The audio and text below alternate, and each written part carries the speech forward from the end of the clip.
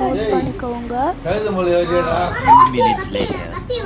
So before and after look and இப்போ after look பாருங்க எவ்வளோ பிரைட்டாக இருக்கேன் அப்படின்னு சொல்லி.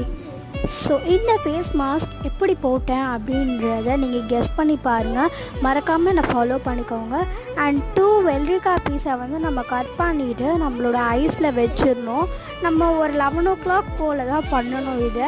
அண்ட் இந்த ஃபேஸ் மாஸ்க் சூப்பராக இருந்தது. இது நம்மளோட ஃபேஸில் போடும் போது சில்லுன்னு இருந்தது. இது என்ன ஃபேஸ் மாஸ்க் அப்படின்ட்டு உங்களுக்கு தெரியும்.